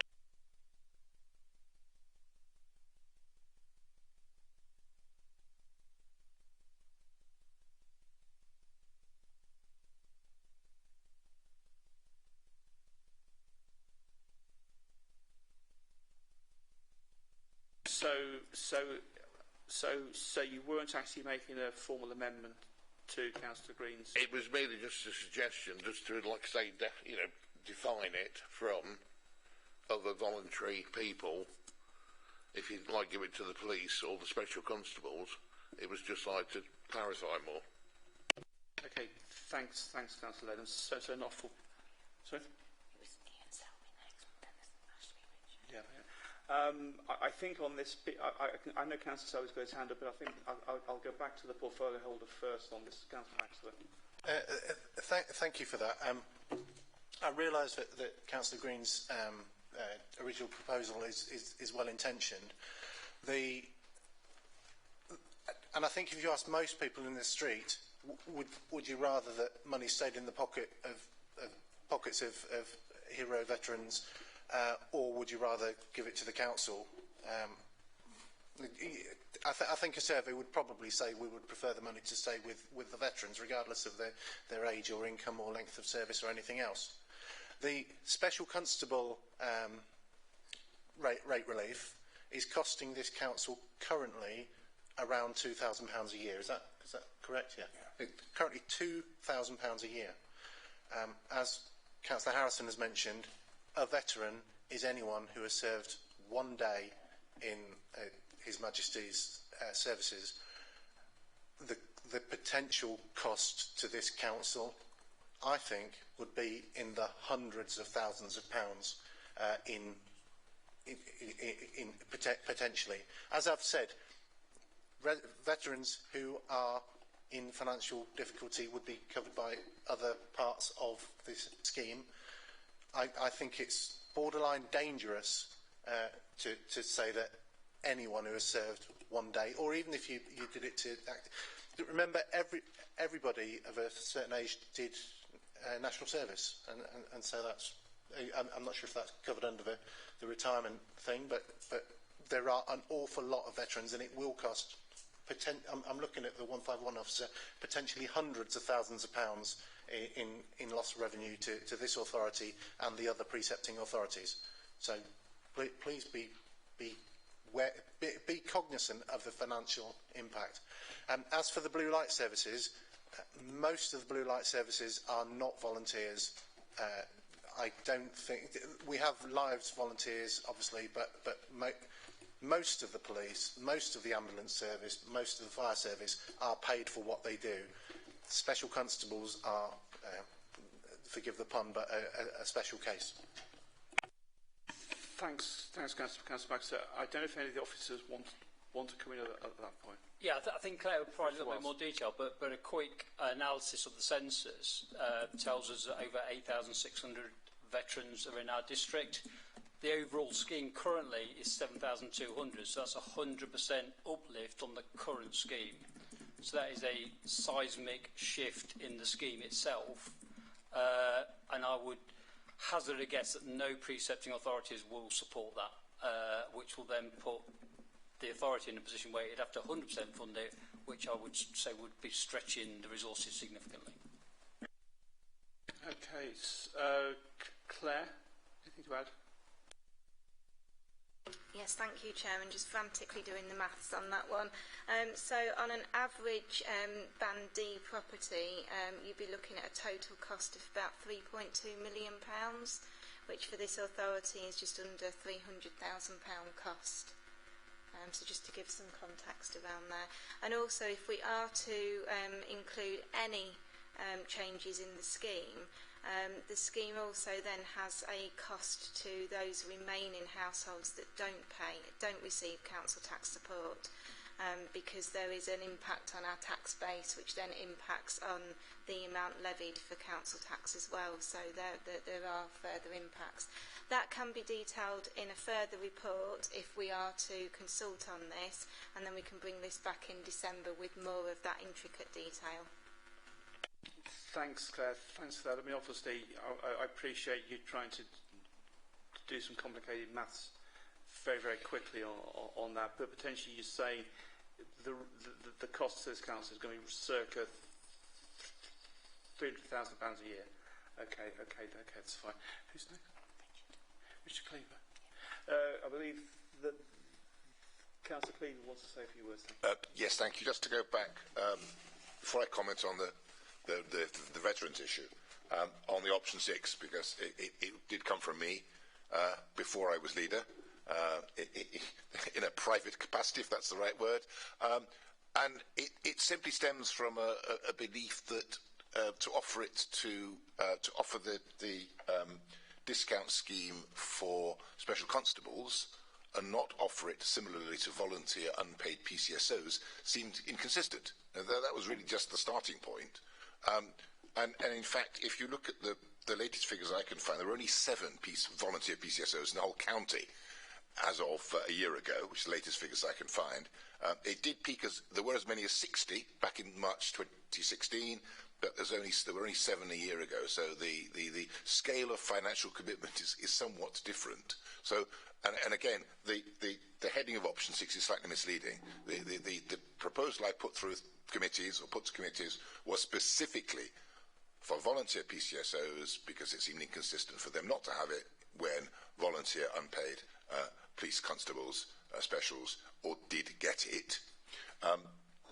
So to say it's an option to the volunteer discount scheme, it's only for the police. That's all I've ever suggested. And I do remember in early discussions that we did say that we would speak to the police to define who was eligible on the basis of a minimum number of hours of service per year as well. So that could go into the report and into the proposal appropriately if you wish to proceed with it, which I hope you will. Of course, it's your decision. There is a distinction to be made, moving on, between people who are getting a discount because they are in the present time giving up their time for our community in our district on an unpaid basis in a public service at which they're putting themselves at risk for the public protection. That's quite different from providing a discount scheme for people based solely upon what they have done in the past, which is two completely different and distinct things. I think there were some of the comments made worried me that there was a confusion between the two in terms of the veterans, in terms of blue light services. What I'm saying is it's quite distinct. Giving a discount scheme for someone because of what they're doing in the present, and giving a discount scheme because of how somebody was employed in the public service in our armed forces in the past. Thank you very much indeed, Councillor Cleaver. Who's next? Are you going to Ian? I'll go to Ian. Councillor Selby. Thank you very much, Mr. Chairman. Mr. Chairman, whilst I'm not a member of this committee, whilst I've not served in His Majesty's Armed Forces, I have served in Her Majesty's Armed Forces. I'm very proud to have served for Her Majesty, I'll tell you. I'd just like to ask the question, Mr. Chairman, just a little concerned with regarding declarations of interest on this subject, just concerned about members on this committee and also my own position on it. Thank you. Thank you very much indeed, Councillor Selby. I think that's a really good point. Graham, can you provide us with a bit of clarity around this, please? Thank you. Yeah, obviously members are seeking to make recommendations regarding partners or members of their family who may be in the services or armed services or emergency services. I don't think it's relevant enough to significantly impact them directly that would prevent them taking part in this debate at this meeting or putting forward those recommendations for inclusion in a consultation exercise. So I don't see any reason why members shouldn't be able to continue to contribute to the debate, Chairman. Thank you. Thank you very much indeed, Graham. Thank you, Councillor Selby, for raising that question. I think it's very, very important. Thank you, Graham, for your answer. Who's next? Councillor Johnson. Thank you. At the end of the day, both Ben and myself are not asking that the veterans get not to pay any council tax, but to get a discount. And if you look at option 5 down here, second homes premium, somebody with a second home currently at SKDC receive a 10% discount. So that's what I'm saying. A percentage would be, welcome for them. And I would actually like it just to be costed. Thank you. Thanks, Councillor Johnson. I believe Claire wants to come back on that. Thank you. Yeah, just to clarify, thank you, Chairman. The figure that I gave was a 25% discount, so that wasn't a 100% discount. It was based on 25%. Thank you, Claire. So that's really useful. So I guess from that we can reasonably pro-rata those figures up or down accordingly, and have a rough idea of the cost. Thank you very much. Back to Councillor Morgan. Thank you. Thank you. Well, actually, first of all, while we're on there, option 5, we're talking about, I think this is a key change potentially, we're talking about moving from a 10% discount to 100% premium. And all I can say is I would support that, especially when you consider how many empty homes that we do have, and if the properties were empty, for example, because it's a holiday let or something like that, which you could consider, that's a small business, and they actually would get a separate discount for that. So I'm assuming within these figures that are on here, we're talking about literally second homes or second houses that aren't otherwise used. So I would just like to say I totally support that change, which is quite significant. Just going back on the option, whether we have option 7, I don't know if it's possible, but I do know some organisations where they offer veterans discounts so that you have to serve for at least 3 years, for example. Now that may require a questionnaire then going out on top, so I don't know how practical that would be to implement, but that it might be a way of dealing with the valid point that Councillor Harrison has made. I think that I'd just like to come back to Councillor Cleaver's comments. I actually, now I know where he's coming from, I would support what he is saying here, that it isn't, to me, I agree that it seems inconsistent that special constables get some assistance and PCSOs don't. So I think just for consistency alone, it would make sense, and the numbers are not very high, it would make sense to support that recommendation to me. What I would say, though, which I didn't agree with, is actually, we'll talk about past versus present. There are an awful lot of people serving now and across armed forces or blue light who are actually on incredibly low and shockingly low incomes. And they actually need every help they can get, especially members serving who are at risk with families, young families. So we can't assume that actually they were pretty well off because they've got jobs, etc. I know, for example, others may be surprised at this, but there are officers serving in Stockton down the road, who many live in this area, claiming food bank help. So actually, there is a legitimate argument, potentially wasn't referred to earlier, to consider blue light, but I think they'd actually get covered anyway under the benefit, the universal credit system, if I'm not mistaken, if they're claiming. Thank you, Councillor Morgan. Any officers? Back to Councillor Green. Thank you, Chair. I think really I just want to convey the observation that this is, if we vote through and all get behind option 7, it's the beginning of the process and by no means the end. So we can gauge the strength of public opinion. We can do those proper costings in due course. I think this committee deserves a proper costed analysis of the financial implications, whereupon we can then make a better judgment. But really, I think it's just to say that, we're at the start of what could be a protracted, considered, deliberative process. We should allow that to work itself out fully and perhaps be less guided by calculations done in the committee today, crudely multiplying one by the other. We need a proper report to conduct fair scrutiny on this, I think, and I keenly await the opportunity to gauge the strength of public opinion on this in a consultation. So I would beg that we move to the vote, actually. Thank you. Thanks, Councillor Green. Anybody else? Councillor Harrison. Thank you, Chairman. Just a quick one. As regards Councillor Green's proposal, as I have the possibility of a direct pecuniary interest, contrary to democratic, I'd like to remove myself from that vote. Councillor Lay. And therefore I don't feel that it's appropriate for me to vote on this either. On another point, I do understand what you're saying about the PCSOs and they're doing voluntary work, but what we don't know is what other work that they're employed to do.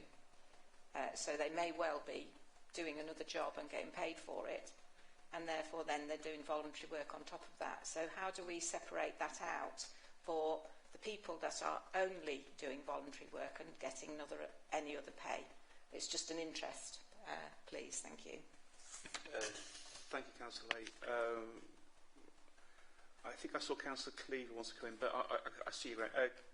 Just in response to that, we did say that we would have a minimum threshold of number of hours of VPCSO work done to qualify for the discount, whether you had a full-time job or not.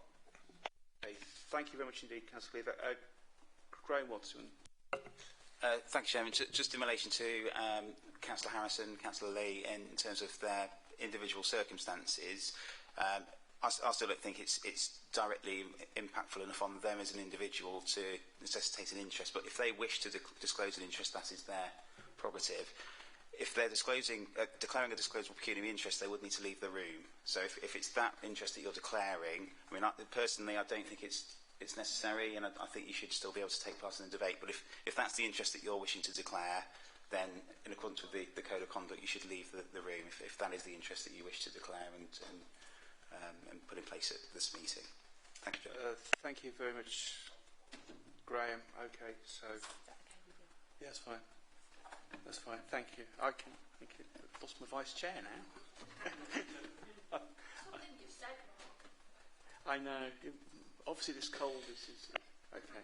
Chairman, just to make it clear, just on that element of the debate. So, you know, if members wish to just discuss that element of the debate and you wish to move on to something else, then they can come back in the room. But if that's the interest they're declaring, then they would need to leave for that element, Chairman. Thank you very much. I think potentially what I might do, because we've got the other. Is it possible, Graham, that I have a separate vote on option 7 and then move back to the original recommendation? I can do that, can I? I'm just checking. That's fine. Just want to make sure constitutionally I'm sorted here on this one. Okay. So I think that's potentially what I'll do, because I don't want to exclude Councillors Harrison and Lay from the rest of the discussion. Before we move, I've got Councillor Morgan. Thank you. Yes, I'm just going to explain. I'm not leaving the room, even though I have explained that I was actually in the Territorial Army for 5 years. I'm not leaving because at this stage my understanding is that we're actually just discussing whether or not we go to investigation, public consultation, and to get an informed information. Should we come to the point where we're actually voting on that, then I will be leaving the room. So I'd just like to make that point. And I'm following the advice of our monitoring officer. Thank you very much indeed, Councillor Moore. Thank you very much indeed for making that clear. I think this is one where we're obviously we've got the monitoring officer's recommendations. From what he says, my belief is that you are covered and you're entitled to vote. The decision that councillors Harrison and Leigh have taken are their own decisions, so I'm happy with that. Councillor led them, and then I must go to the vote on this. Thank you. That's all I was going to say, Mr. Chair. I think let's just go to the vote, get it costed up, let's look at it again at the next meeting, and then we can discuss it further. Thank you, Councillor. I think that's an excellent idea. So we're going to vote separately on Councillor Green's amendment that we go out. Option 7 is we look at extending the discount scheme to veterans. Is that your motion? Have you got that, Sarah? Okay, Councillor Baxter, before we go to that. Apologies if I'm the only person in the room that's not clear. Are you voting on whether or not this goes out to... Are you voting on whether this should be costed up for future consideration by the committee, or are you voting that it should go out as part of a wider public consultation? I think we're voting. I think Councillor Green's was both, that it is costed and then goes out as part of the consultation. So that's what we're voting on. Just to be clear, Mr. Chairman, there is not enough time in the diary to allow us to cost it to come back to a future committee before we then consult. The timeline for the process is quite strict. So what we're, as officers, wanting to hear is the definition of what you want us to consult on, and we'll consult on that and bring back the findings of that consultation and the cost implications of that. There won't be the opportunity in the timeline to go away, cost up, come back, then consult, because the consultation process is prescriptive and lengthy. So we need to leave here today with absolute clarity about what we're consulting on. Okay, fine. So, Councillor Green, Councillors Green and Johnson, are you happy with that? I am, yes, thank you, Chair. Yep. Okay, so we're voting on that this goes out as option 7 as part of the consultation, so we'll get the views of the public back on it. And for the report that comes back in November, the officers will then have time to go through and get all of it costed out, and then we can make a decision based on this in November. Yeah, okie dokie. Right, so that's the motion. All those in favour, please indicate. So I think that is unanimous on that. So that becomes option 7. Graham, would you ask the two councillors to come back in? Thank you very much indeed. Thank you. Thanks everybody. I think that was an important debate. I think the important thing is this is not a final decision. This is a recommendation that we get something costed out. Thank you very much indeed for your help today on that one. We still need to get back on to the vote on the other options, of course, whenever he's back in.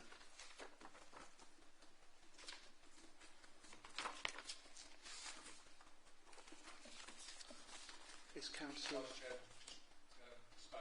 disposed? Thank you. Thank you very much. Thank you very much indeed, Councillor. I'm sure I can manage. I'm just going to move to the vote on this if I can find my papers. Right, okay, so does anybody else want to speak on the paper before I go to the vote on the recommendations on page 31?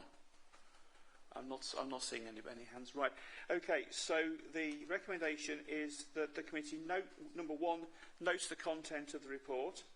Number 2 offers comment and feedback on the proposed areas for public consultation detailed in appendix 3, and I think we've done that, and I think option 7 is in there. So by voting on this, in effect, we're voting to support option 7 again, and approves the areas for public consultation detailed in the report. I think that does the same.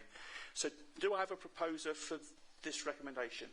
Councillor Morgan. Do I have a seconder? Councillor Sawyer. Just wait until the Vice Chairman is back. So we're just voting on the recommendations on page 31, and we've had a proposer and a seconder. Okay, so all those in favour, please indicate. 31, yeah. So to all those in favour, I think that is unanimous. So thank you very much indeed, everybody. Where are we now? we're moving to 9, the work programme. You should on your tables have a revised work programme. It is a sort of 2-page document which was issued this morning. At the pre-meet last week, we discussed the work programme and we looked and we moved a couple of items that were scheduled for September into November on the basis that the reports wouldn't be ready. One of them regarding the markets needs to go to culture first. So what we've got there is a reasonably substantial work programme for our next 2 meetings. There are a number of reports, such as the budget monitoring, that will need to come back to this committee on a regular basis. So what I'm going to do is sit down with the Vice Chairman, the Democratic Service Officers and the Senior Finance Officers, and we'll schedule in the future work programme for meetings beyond February next year and beyond. We'll schedule in initially those reports that we know are definitely going to that meeting around budget monitoring, and then we'll have some structure upon which to hang some of the other reports. So hopefully, when we come back in September, we'll have a work programme slightly longer than that. So, Councillor Morgan. It's just a really basic question. I noticed on the work programme we've got 19th September proposing to look at a revision to the car parking tariffs. I just wonder, because I've actually been involved in a number of local issues and I've been asked in particular to look at that area. Where is that work taking place before it comes to this committee, or is it this committee that's looking at the tariffs? Because I need to know where to propose an amendment. Thank you, Councillor Morgan. Can any officer help on that, or the portfolio holder? John Hind. Yeah, so that's a report that's down for me in September. It's currently for internal consultation with senior officers and members. So perhaps if I could just ask the leaders, perhaps just to further on that. Councillor Cleaver. Yes, it is within my portfolio, so I will be working on the report with John. So if anyone wants to make any representations, please make them to me. Thank you. Thank you, Councillor. Would it be possible, when you've got sort of a reasonable first draft, if members could see it for their put the comments? Always happy to share. Yes, anything non-confidential. Yes, no problem. Thanks, Councillor. Obviously, if you want to, if you think there's anything in there that is confidential, I'm sure it could be covered under pink papers anyway. But I think it would be useful if members could kind of see, I mean, not holding you to the fact it's the final draft, but just something so we can. Yeah, I mean, I'm anxious, knowing how contentious the issue could possibly be, to make sure that we've got a very well argued set of options for people to mull over in great thoroughness and detail. Yes, not trying to steer the committee in any particular direction, but give you all the options. Thank you very much, Mr. Chairman, just to make the point as well. We want to make sure the debate's had in the public setting in terms of transparency. So, obviously, Councillor Cleaver's made that request, but it's slightly outside of the normal practice. We wouldn't normally share a report as a draft in advance with the committee, because clearly a debate will then be had about making changes to the report. Obviously, the report is coming from the Cabinet member as the lead member for this review, so he's made a very generous pledge there to invite commentary. But from our perspective, we want to make sure that is had in the public domain as well, to aid transparency. Otherwise, there'll be changes made to that report, if you like, behind the scenes. So we just need to be mindful of that. Thank you, Richard. Thank you, mate. Thanks for that point. Councillor Morgan, again. Thank you. So based on that, does that mean that if I want to make an amendment or put forward a particular proposal, that it comes to this committee? Richard, microphone. It is on. Yep. Okay, sorry. There you go. It's glowing red.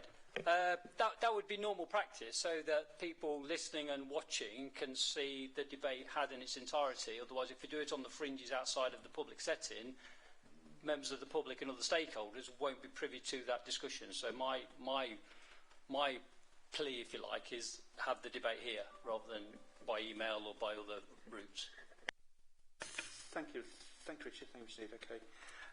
Anybody else got any comments on the work programme? Councillor Green. Yes, thank you, Chair. So my eyes just sort of gravitate to the economic development strategy again, and I'm seeing that it's going to go out to consultation with council members, but also the local business community prior to adoption. My question is, can that not go for wider public consultation? I dare say there's a vast amount of expertise out in our communities. Many people would relish the chance to input on that, and I dare say that would ultimately augment and improve that document. So is it going out for public consultation? And if not, then can it? I understand that the timescales are pretty tight. Usually it's, I think, 6 weeks that's allowed for a consultation. We could just fit it in if it's not going to be put before the public currently, but really just wanting some clarification on those matters, really. It should be as open as possible, I think, to feed into that important strategy for the next 5 years. Thank you. Thanks, Councillor Green. Councillor Baxter. Thank you. Chair, can you point to is Councillor Green referring to page 56, the top line? No, just the revised work programme that I think we had printed out and put before us this morning, looking at 19th of September. Second one down. Yeah, it's agenda item 2, Councillor Baxter, on the revised work programme. New South Coast Economic Development Strategy 23 to 28. Okay, thank you for this. I was confused because if you turn the page, you can see progress update on the economic development strategy. So we appear to have the same item twice. Thanks, Councillor Baxter. I think we do. So I'm guessing that those in effect are the same agenda item. In response to Councillor Green's question, I'd welcome, as long as it doesn't send us into the long grass or into a ditch or whatever, welcome consultation on everything with everyone. There are some times when it would get ridiculous, but consultation with members of the public about the future of South Kesteven would seem perfectly rational to me. Thanks, Councillor Baxter.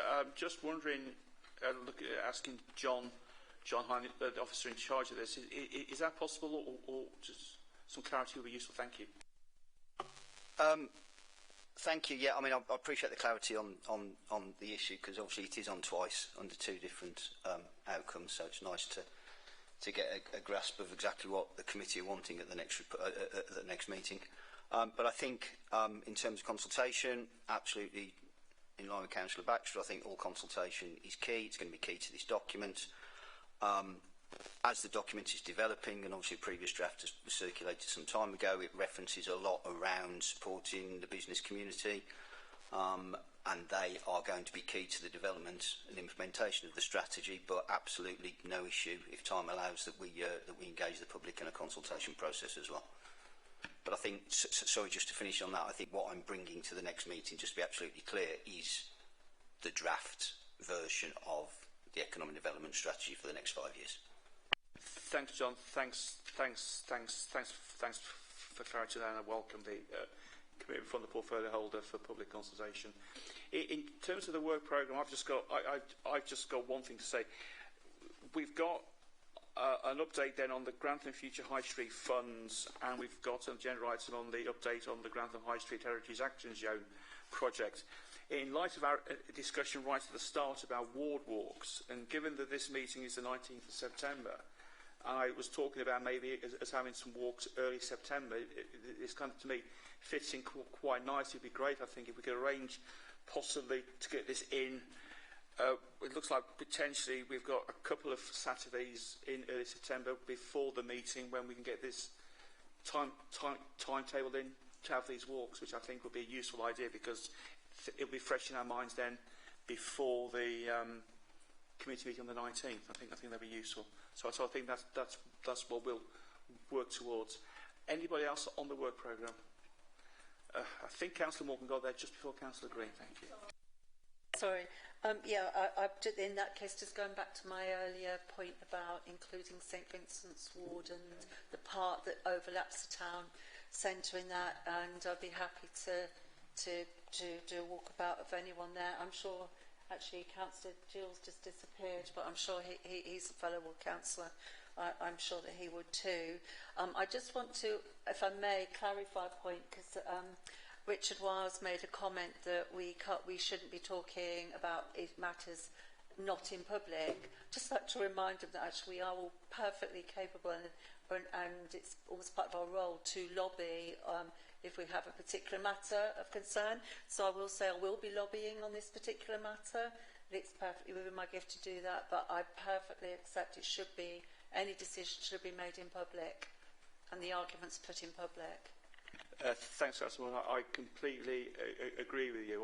Obviously, yes, there's public consultation, the importance of public consultation, but we also have to bear in mind that as individual ward members, we are approached by members of the public who bring issues to our attention. So it's perfectly within our right and our purview to bring those forward and to lobby on their behalf. And I'm sure if we are arranging these ward walks, I think, Councillor Morgan, you and Councillor Harrison are going to be invaluable in this because obviously Councillor Harrison's ward covers the majority of the town centre, but obviously Councillor Morgan, yours and Councillor Gilles covers area. I'm not sure where the dividing line between your ward is. I'm guessing it's Wharf Road.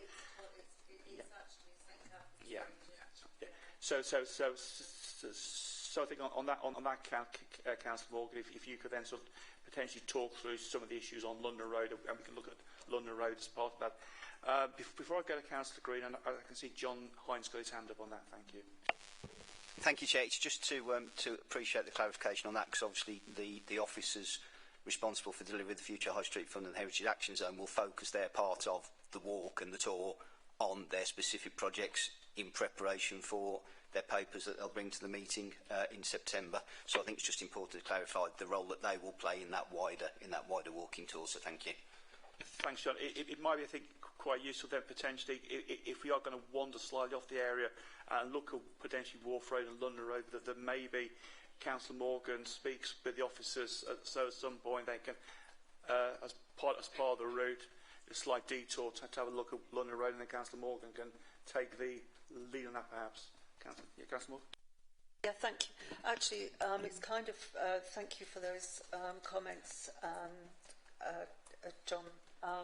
It's kind of highlighted a concern and an issue I actually raised with Callum Cook during the previous term, that actually the area that's been highlighted within the High Street Action Zone excluded the London Road area, which I feel, and I'd like to state publicly, was a serious omission.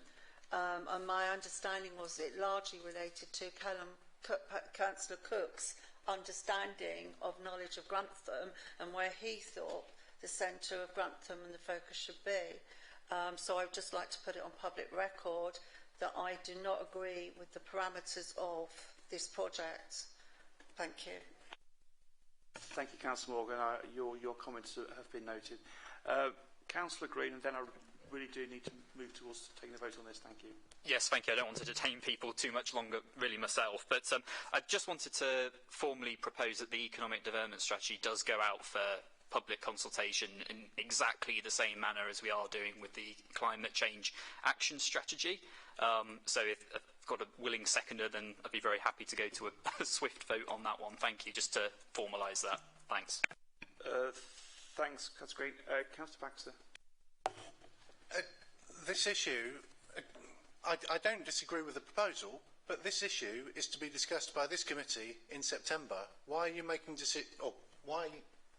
Not my place to ask. I'm not on this committee, but it seems strange to put forward a recommendation or a proposal without having heard the agenda item. This is purely a work plan. This is what we're going to be doing at future meetings. We're not making decisions about them now. If we were doing that, we could get through a lot more business a lot more quickly. We could start making decisions about what we're going to do after Christmas. Thanks, Councillor Baxter. I don't think we can actually take motions on work programmes. We can, in terms of that. I'm guessing that following that discussion John, what's the timetable on this? When are we thinking of going out of public consultation? So, in terms of the timeline, the plan is with the relevant, or the draft plan is with the relevant internal members and officers to comment.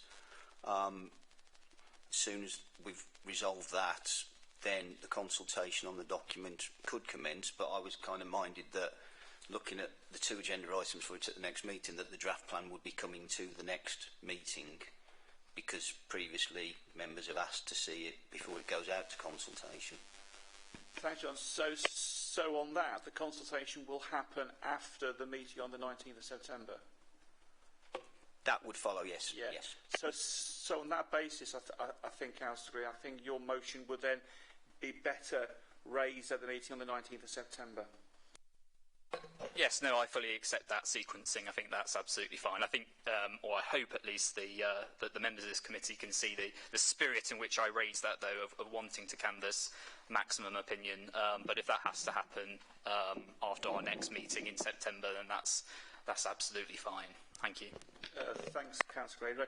If nobody's got anything else on the work programme, if we just have a show of hands that we're all happy to accept the work programme. Okay, that's right. Thank you. That is unanimous. Moving on to agenda item 10, which is any other business which the Chairman, by reason of special circumstances, decides is urgent. I've got no any other business to raise. So I think we've had a really, really good meeting. We've not been on for 2 hours. Councillor Sawyer? Sorry, Chairman.